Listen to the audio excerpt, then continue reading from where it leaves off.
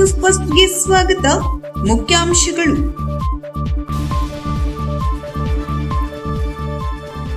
ಸರ್ಕಾರದ ಯೋಜನೆಗಳ ಪ್ರಯೋಜನ ಪಡೆಯಿರಿ. ದಾಂಡೇಲಿ ಅಳ್ಳಾವರ ರೈಲು ಹುಬ್ಬಳ್ಳಿಗೆ ವಿಸ್ತರಿಸುವಂತೆ ಸಂಸದ ವಿಶ್ವೇಶ್ವರ ಹೆಗಡೆ ಕಾಗೇರಿ ಅವರಿಗೆ ಆಗ್ರಹ. ಸೋಂದಾ ಸ್ವರ್ಣವಲ್ಲಿ ಮಹಾಸಂಸ್ಥಾನದ ಆಶ್ರಯದಲ್ಲಿ 5 ದಿನಗಳ ಶಾಸ್ತ್ರಾಧ್ಯಯನ ಗೋಷ್ಠಿ 2026 ಕಾರ್ಯಕ್ರಮ ಜರುಗುತ್ತಿದೆ. ಶ್ರೀ ಸಾಯಿ ಸಂಗೀತ ವಿದ್ಯಾಲಯದ 44ನೇ ವರ್ಷದ ವಾರ್ಷಿಕೋತ್ಸವ ಮತ್ತು ಉದ್ಗಾರ್ ಸ್ವರ ಸಂಗಮ ವಿದ್ಯಾಲಯದ ಸಂಯುಕ್ತ ಸಂಗೀತ ಸಮ್ಮೇಳನವು ಯಶಸ್ವಿಯಾಗಿ ಜರುಗಿತು. ವಿದ್ಯುತ್ ಅವಘಡ, ಬಾಲಕಿ ಸಾವು. ಶಾಸಕ ಶ್ರೀನಿವಾಸ್ ಮಾನಿಯವರಿಂದ ಉದ್ಘಾಟನಾ ಕಾರ್ಯಕ್ರಮ. ಉಪಚುನಾವಣೆಯಲ್ಲಿ ಕಾಂಗ್ರೆಸ್ ಅಭ್ಯರ್ಥಿ ಸಮರ್ಥ ರಾಮನೂರು ಜಯಬೇರಿ. ಗ್ರಾಮಸ್ಥರ ಅಹವಾಲು ಆಲಿಸಲು ಜನರ ಮನೆ ಬಾಗಿಲಿಗೆ ತೆರಳಿದ ಶಾಸಕ ಭೀಮಣ್ಣ ನಾಯ್ಕ. ಮಾರು 25 ಲಕ್ಷ ವೆಚ್ಚದ ರಸ್ತೆ ನಿರ್ಮಾಣ ಕಾಮಗಾರಿಗೆ ದಿನಕರ್ ಶೆಟ್ಟಿ ಅವರಿಂದ ಚಾಲನೆ. ತಾಲೂಕಿನ ಹೆಬ್ಬಳ್ಳಿಯ ಶ್ರೀ ಸಿದ್ಧಿವಿನಾಯಕ ಸಭಾಭವನದಲ್ಲಿ ಭಟ್ಕಳ ಕಟ್ಟಡ ನಿರ್ಮಾಣ ಕೂಲಿ ಕಾರ್ಮಿಕರ ಸಂಘದ ಶತಮಾನೋತ್ಸವ ಮತ್ತು ವಿಶ್ವ ಕಾರ್ಮಿಕ ದಿನಾಚರಣೆ ಅತ್ಯಂತ ಯಶಸ್ವಿಯಾಗಿ ಸಂಪನ್ನಗೊಂಡಿತು. ಕಾರ್ಯಕ್ರಮವನ್ನು ಜಿಲ್ಲಾ ಉಸ್ತುವಾರಿ ಸಚಿವ ಮಂಕಾಳ ಎಸ್ ವೈದ್ಯ ಉದ್ಘಾಟಿಸಿದರು. ನಂತರ ಮಾತನಾಡಿದ ಅವರು, ರಾಜ್ಯ ಸರ್ಕಾರ ಕಾರ್ಮಿಕರ ಕಲ್ಯಾಣಕ್ಕೆ ಹಲವು ಕಾರ್ಯಕ್ರಮಗಳನ್ನು ಅನುಷ್ಠಾನಗೊಳಿಸಿದೆ. ಸರ್ಕಾರ ರೈತರಿಗೆ ನೀಡುವ ಪ್ರಾಮುಖ್ಯತೆಯನ್ನು ಕಾರ್ಮಿಕರಿಗೂ ನೀಡುತ್ತಿದೆ. ಕಾರ್ಮಿಕರಿಗಾಗಿ ಹಲವು ಶಿಷ್ಯ ವೇತನ, ಮದುವೆ ಪ್ರೋತ್ಸಾಹಧನ ಸೇರಿದಂತೆ ವಿವಿಧ ಯೋಜನೆಗಳನ್ನು ಜಾರಿಗೆ ತಂದಿದೆ. ಅಪಘಾತದಲ್ಲಿ ಮೃತಪಟ್ಟ ಕಾರ್ಮಿಕರಿಗೆ ಪರಿಹಾರ ಧನವನ್ನು 5 ಲಕ್ಷದಿಂದ 8 ಲಕ್ಷಕ್ಕೆ ಏರಿಸಲಾಗಿದೆ. ಕಾರ್ಮಿಕರು ಇದರ ಪ್ರಯೋಜನ ಪಡೆದುಕೊಳ್ಳಬೇಕು ಎಂದ ಅವರು, ಭಟ್ಕಳದಲ್ಲಿ ಕಾರ್ಮಿಕ ಮಕ್ಕಳ ವಸತಿ ಶಿಕ್ಷಣಕ್ಕಾಗಿ 50 ಕೋಟಿ ವೆಚ್ಚದ ಕಟ್ಟಡ ಕಾಮಗಾರಿ ನಿರ್ಮಾಣ ಹಂತದಲ್ಲಿದೆ ಎಂದರು. ಮಳೆಗಾಲದಲ್ಲಿ ಕೆಲಸವಿಲ್ಲದೆ ಮನೆಯಲ್ಲಿರುವ ಮೀನುಗಾರರಿಗೆ ರಾಜ್ಯ ಸರ್ಕಾರ ಪ್ರೋತ್ಸಾಹಧನ ನೀಡುವ ಹಾಗೆ ಕಾರ್ಮಿಕರಿಗೂ ಪ್ರೋತ್ಸಾಹಧನ ನೀಡುವ ಬಗ್ಗೆ ಕಾರ್ಮಿಕ ಸಚಿವರು ಹಾಗೂ ಮುಖ್ಯಮಂತ್ರಿಗಳ ಜೊತೆ ಚರ್ಚಿಸುವುದಾಗಿ ಹೇಳಿದರು. ಈ ಸಂದರ್ಭದಲ್ಲಿ ಸರ್ಕಾರಿ ಆಸ್ಪತ್ರೆಯ ಆರೋಗ್ಯಾಧಿಕಾರಿ ಡಾಕ್ಟರ್ ಅರುಣ್ ಕುಮಾರ್, ನ್ಯಾಯವಾದಿ ಮಂಜುಗೌಡ, ಭಟ್ಕಳ ಕಾರ್ಯನಿರತ ಪತ್ರಕರ್ತರ ಸಂಘದ ಅಧ್ಯಕ್ಷ ಮೋಹನ್ ನಾಯ್ಕ್, ಬಾಲಕಾರ್ಮಿಕ ಇಲಾಖೆಯ ನಿರೀಕ್ಷಕ ಸಂದೀಶ್ ಗಾಂವ್ಕರ್, ಭಟ್ಕಳ ಕಟ್ಟಡ ನಿರ್ಮಾಣ ಕೂಲಿ ಕಾರ್ಮಿಕ ಸಂಘದ ಗೌರವಾಧ್ಯಕ್ಷ ಶ್ರೀಧರ್ ಎಂ ನಾಯ್ಕ್, ಅಧ್ಯಕ್ಷ ಶ್ರೀಧರ್ ನಾರಾಯಣ್ ನಾಯ್ಕ್ ಮಾತನಾಡಿದರು. ಭಟ್ಕಳ ಪೇಂಟಿಂಗ್ ಕಾರ್ಮಿಕ ಸಂಘದ ಅಧ್ಯಕ್ಷ ರಾಮ ನಾಯ್ಕ್, ಭಟ್ಕಳ ಕಾರ್ಪೆಂಟರ್ ಕೂಲಿ ಕಾರ್ಮಿಕ ಸಂಘದ ಅಧ್ಯಕ್ಷ ಭಾಸ್ಕರ್ ಆಚಾರ್ಯ ಉಪಸ್ಥಿತರಿದ್ದರು. ದಾಂಡೇಲಿ ಸಮಗ್ರ ಅಭಿವೃದ್ಧಿ ಹೋರಾಟ ಸಮಿತಿಯಿಂದ ಕೆನರಾ ಕ್ಷೇತ್ರದ ಸಂಸದ ವಿಶ್ವೇಶ್ವರ ಹೆಗಡೆ ಕಾಗೇರಿ ಅವರನ್ನು ಹಳಿಯಾಳ ಕೆಸರೋಡಿ ಕ್ರಾಸ್ ಹತ್ತಿರ ಭೇಟಿಯಾಗಿ ದಾಂಡೇಲಿಯಿಂದ ಉಳ್ಳಾವರವರೆಗೆ ಇರುವ ಪ್ರಯಾಣಿಕ ರೈಲನ್ನು ಹುಬ್ಬಳ್ಳಿ ರೈಲ್ವೆ ನಿಲ್ದಾಣದವರೆಗೆ ವಿಸ್ತರಿಸಬೇಕು ಎನ್ನುವ ಬೇಡಿಕೆ ಮುಂದಿಟ್ಟರು.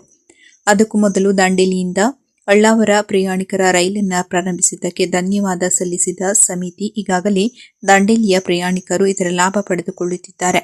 ಈಗ ನಡೆಯುತ್ತಿರುವ ದಾಂಡೇಲಿ ಅಳ್ಳಾವರ ಪ್ರಯಾಣಿಕ ರೈಲನ್ನು ಹುಬ್ಬಳ್ಳಿವರೆಗೆ ವಿಸ್ತರಿಸಿದೆ ಹಲವರಿಗೆ ಅನುಕೂಲವಾಗಲಿದೆ ಎಂದು ತಿಳಿಸಿದರು.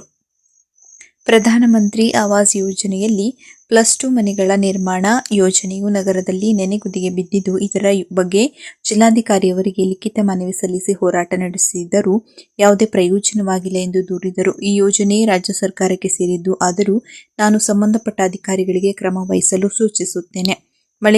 ಮಳೆಗಾಲ ಮುಂಚೆ ಪೂರ್ಣವಾಗಿರುವ 84 ಮನೆಗಳನ್ನು ಫಲಾನುಭವಿಗಳಿಗೆ ಹಂಚಬೇಕು ಹಾಗೂ ಬಾಕಿ ಮನೆಗಳನ್ನು ಶೀಘ್ರವಾಗಿ ತಯಾರಿಸಿ ಅವುಗಳನ್ನು ಕೂಡ ಹಂಚಬೇಕೆಂದು ವಿನಂತಿಸಿಕೊಂಡರು. ಈ ಸಂದರ್ಭದಲ್ಲಿ ಮಾಜಿ ಶಾಸಕ ಸುನಿಲ್ ಹೆಗಡೆ ಉಪಸ್ಥಿತರಿದ್ದರು. ದಾಂಡೇಲಿ ಸಮಗ್ರ ಅಭಿವೃದ್ಧಿ ಹೋರಾಟ ಸಮಿತಿ ಅಧ್ಯಕ್ಷರಾದ ಅಕ್ರಮ್ ಖಾನ್, ಉಪಾಧ್ಯಕ್ಷ ಅಶೋಕ್ ಆರ್ ಪಾಟೀಲ್, ಪ್ರಧಾನ ಕಾರ್ಯದರ್ಶಿ ರಾಘವೇಂದ್ರ ಗಡಪ್ಪನವರ್ ಹಾಗೂ ಮೊಹಮ್ಮದ್ ಗೌಸ್ ಬೆಟಗೇರಿ ಹಾಜರಿದ್ದರು.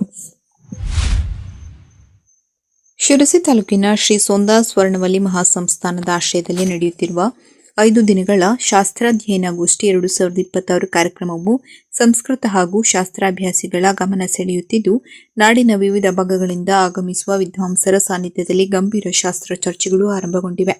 ಶ್ರೀಮಠದ ಶ್ರೀ ರಾಜರಾಜೇಶ್ವರಿ ಸಂಸ್ಕೃತ ಮಹಾವಿದ್ಯಾಲಯದ ಆಶ್ರಯದಲ್ಲಿ ಆಯೋಜಿಸಿರುವ ಈ ಗೋಷ್ಠಿಗೆ ಮಠದ ಕಿರಿಯ ಶ್ರೀಗಳಾದ ಶ್ರೀಮದ್ ಆನಂದ ಬೋಧೇಂದ್ರ ಸರಸ್ವತಿ ಮಹಾಸ್ವಾಮಿಗಳು ದೀಪ ಬೆಳಗಿಸಿ ಚಾಲನೆ ನೀಡಿದರು. ಶ್ರೀಮದ್ ಜಗದ್ಗುರು ಶಂಕರಾಚಾರ್ಯ ಶ್ರೀಮದ್ ಗಂಗಾಧರೇಂದ್ರ ಸರಸ್ವತಿ ಮಹಾಸ್ವಾಮಿಗಳು ಹಾಗೂ ಕಿರಿಯ ಶ್ರೀಗಳ ಸಾನ್ನಿಧ್ಯದಲ್ಲಿ ಚಿಂತನಾ ಗೋಷ್ಠಿಗಳು ನಡೆಯುತ್ತಿದೆ. ಪ್ರಾಚೀನ ಶಾಸ್ತ್ರಾಧ್ಯಯನ ಪರಂಪರೆಯನ್ನು ಪುನರುಜ್ಜೀವನಗೊಳಿಸುವುದು, ಶಾಸ್ತ್ರಾಭ್ಯಾಸಿಗಳಿಗೆ ಸೂಕ್ತ ವೇದಿಕೆ ಕಲ್ಪಿಸುವುದು ಹಾಗೂ ವಿದ್ವಾಂಸರ ಮಧ್ಯೆ ಜ್ಞಾನ ನೇಮಕ್ಕೆ ಅವಕಾಶ ಒದಗಿಸುವುದು ಈ ಗೋಷ್ಠಿಯ ಪ್ರಮುಖ ಉದ್ದೇಶವಾಗಿದ್ದು, ವೈಶಾಖ ಕೃಷ್ಣ ದ್ವಿತೀಯದಂದು ಆರಂಭವಾದ ಕಾರ್ಯಕ್ರಮದಲ್ಲಿ ನಾಡಿನ ವಿವಿಧ ಭಾಗಗಳಿಂದ ಆಗಮಿಸಿದ ಪಂಡಿತರು ಹಾಗೂ ಅಧ್ಯಯನಶೀಲರು ಭಾಗವಹಿಸಿ ಸಭೆಗೆ ವಿಶೇಷ ಮೆರುಗು ತಂದಿದ್ದಾರೆ. ಗೋಷ್ಠಿಯಲ್ಲಿ ವ್ಯಾಕರಣ, ನ್ಯಾಯ, ಧರ್ಮಶಾಸ್ತ್ರ, ಯೋಗ ದರ್ಶನ, ಪೂರ್ವಮೀಮಾಂಸಾ, ಅಲಂಕಾರ, ಶೌತ್ರ, ಜ್ಯೋತಿಷ್ಯ ಹಾಗೂ ವೇದಾಂತ ಸೇರಿದಂತೆ 9 ಪ್ರಮುಖ ಶಾಸ್ತ್ರಗಳ ಕುರಿತಾಗಿ ಆಳವಾದ ಚರ್ಚೆಗಳು ಮತ್ತು ಪ್ರಬಂಧ ಮಂಡನೆಗಳು ನಡೆಯುತ್ತಿವೆ. ವಿದ್ವಾನ್ ಸೂರ್ಯನಾರಾಯಣ ಭಟ್ ಹಿತ್ಲಳ್ಳಿ ಅವರ ಅಧ್ಯಕ್ಷತೆಯಲ್ಲಿ ನಡೆಯುತ್ತಿರುವ ಗೋಷ್ಠಿಯಲ್ಲಿ Vidwan Umakant Bhat Kerekai, doctor Mahabaleshwar Bhat Kichchikeri, doctor Mahesh Bhat Idagundi, doctor Chandrashekhar Bhat Sringeri ಸೇರಿದಂತೆ ನಾಡಿನ ಗಣ್ಯ ವಿದ್ವತ್ ಸಮೂಹ ಭಾಗವಹಿಸಲಿದೆ. ಮೇ 7ರವರೆಗೆ ನಡೆಯಲಿರುವ ಈ ಶಾಸ್ತ್ರಾಧ್ಯಯನ ಗೋಷ್ಠಿಯು ಸಂಸ್ಕೃತ ಹಾಗೂ ಭಾರತೀಯ ಶಾಸ್ತ್ರ ಪರಂಪರೆಯ ಅಧ್ಯಯನಕ್ಕೆ ಉತ್ತೇಜನ ನೀಡುವ ಅಪೂರ್ವ ಜ್ಞಾನೋತ್ಸವಕ್ಕಾಗಿ ರೂಪುಗೊಂಡಿದೆ ಎಂಬುದು ವಿಶೇಷವಾಗಿದೆ. ಇಲ್ಲಿನ ಶ್ರೀ ಸಾಯಿ ಸಂಗೀತ ವಿದ್ಯಾಲಯದ 44ನೇ ವರ್ಷದ ವಾರ್ಷಿಕೋತ್ಸವ ಮತ್ತು ಹುದುಗಾರ್ ಸ್ವರ ಸಂಗಮ ವಿದ್ಯಾಲಯದ ಸಂಯುಕ್ತ ಸಂಗೀತ ಸಮ್ಮೇಳನವು ವೆಂಕಟರಮಣ ದೇವಸ್ಥಾನದ ಕೆಳ ಆವರಣದಲ್ಲಿ ಯಶಸ್ವಿಯಾಗಿ ಜರುಗಿತು. ಸಂಗೀತ ಕಾರ್ಯಕ್ರಮಗಳ ಜೊತೆಗೆ ನಡೆದ ಸನ್ಮಾನ ಕಾರ್ಯಕ್ರಮದಲ್ಲಿ ಹಿರಿಯ ಸಂಗೀತ ನಾಟಕ ಕಲಾವಿದ ವಿಶ್ವನಾಥ್ ಹೆಗಡೆ ಕಾನಳ್ಳಿ ಮತ್ತು ಜಿ.ವಿ. ಹೆಗಡೆ ಕುಂಬ್ರಿಯವರನ್ನು ಸನ್ಮಾನಿಸಲಾಯಿತು. ಕಾರ್ಯಕ್ರಮದ ಅಧ್ಯಕ್ಷತೆ ವಹಿಸಿ ಮಾತನಾಡಿದ ಸಾಮಾಜಿಕ ಕಾರ್ಯಕರ್ತ ಮೊಕ್ತೇಸರ ವಿಷ್ಣುದಾಸ ಕಾಸರಗೋಡ, ಇಲ್ಲಿನ ರಾಯರಪೇಟೆಯ 5 ದೇವಸ್ಥಾನಗಳ ನಡುವೆ ಇದ್ದು ಸಂಗೀತ ತರಗತಿ ಮತ್ತು ಸಂಗೀತ ಕಾರ್ಯಕ್ರಮಗಳನ್ನು ಮಾಡಿದ ಶ್ರೇಯಸ್ಸು ಸಾಯಿ ಸಂಗೀತ ವಿದ್ಯಾಲಯಕ್ಕಿದೆ.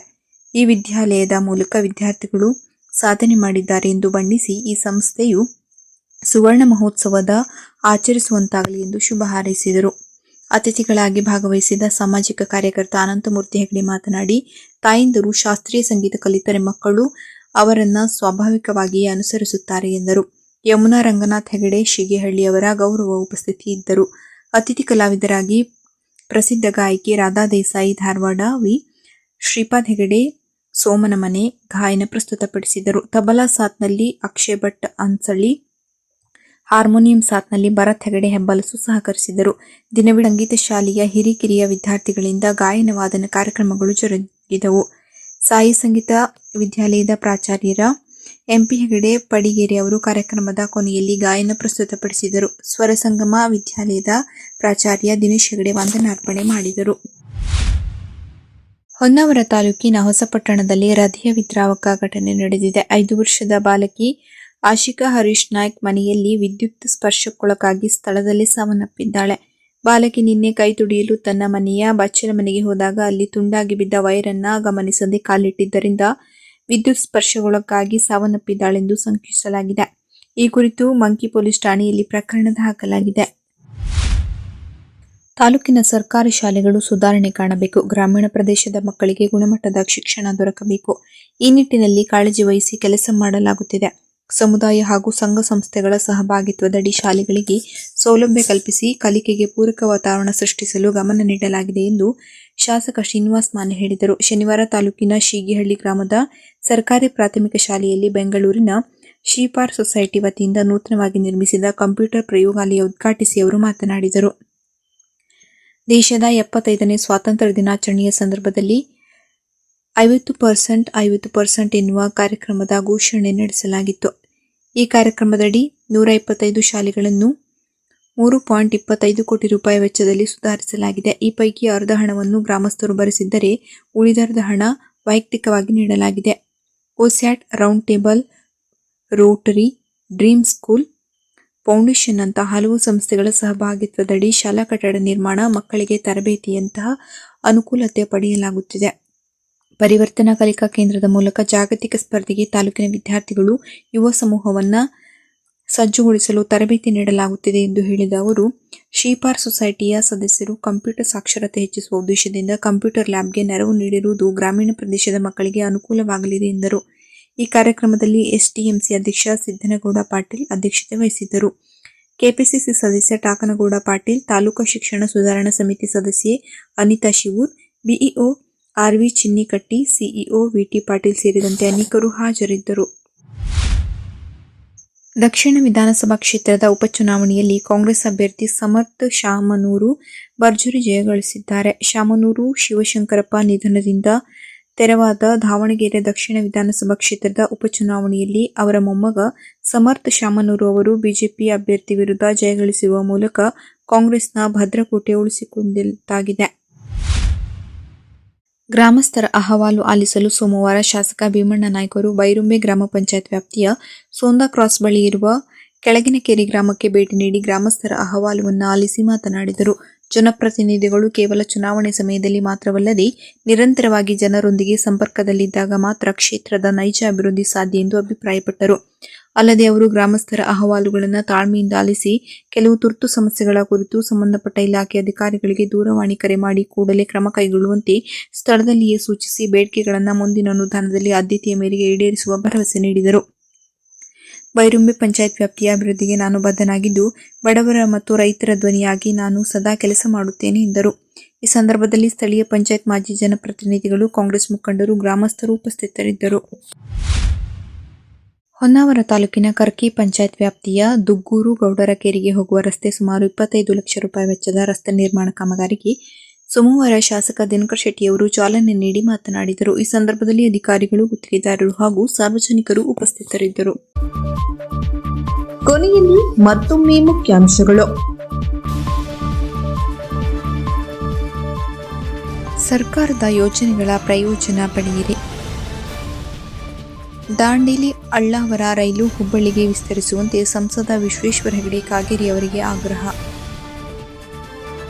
ಸೋಂದಾ ಸ್ವರ್ಣವಲ್ಲಿ ಮಹಾಸಂಸ್ಥಾನದ ಆಶ್ರಯದಲ್ಲಿ 5 ದಿನಗಳ ಶಾಸ್ತ್ರಾಧ್ಯಯನ ಗೋಷ್ಠಿ 2026 ಕಾರ್ಯಕ್ರಮ ಜರುಗುತ್ತಿದೆ. ಶ್ರೀ ಸಾಯಿ ಸಂಗೀತ ವಿದ್ಯಾಲಯದ 44ನೇ ವರ್ಷದ ವಾರ್ಷಿಕೋತ್ಸವ ಮತ್ತು ಹುದ್ಗಾರ್ ಸ್ವರ ಸಂಗಮ ವಿದ್ಯಾಲಯದ ಸಂಯುಕ್ತ ಸಂಗೀತ ಸಮ್ಮೇಳನವು ಯಶಸ್ವಿಯಾಗಿ ಜರುಗಿತು. ವಿದ್ಯುತ್ ಅವಘಡ, ಬಾಲಕಿ ಸಾವು. ಶಾಸಕ ಶ್ರೀನಿವಾಸ್ ಮಾನಿಯವರಿಂದ ಉದ್ಘಾಟನಾ ಕಾರ್ಯಕ್ರಮ.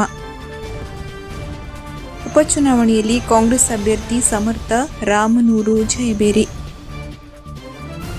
ಗ್ರಾಮಸ್ಥರ ಅಹವಾಲು ಆಲಿಸಲು ಜನರ ಮನೆ ಬಾಗಿಲಿಗೆ ತೆರಳಿದ ಶಾಸಕ ಭೀಮಣ್ಣ ನಾಯ್ಕ. ಮಾರು 25 ಲಕ್ಷ ವೆಚ್ಚದ ರಸ್ತೆ ನಿರ್ಮಾಣ ಕಾಮಗಾರಿಗೆ ದಿನಕರ್ ಶೆಟ್ಟಿ ಅವರಿಂದ ಚಾಲನೆ. ಕದಂಬ ನ್ಯೂಸ್ ಫಸ್ಟ್, ನಿರ್ಭೀತಿಯಿಂದ ನಿಮ್ಮ ಪರವಾಗಿ.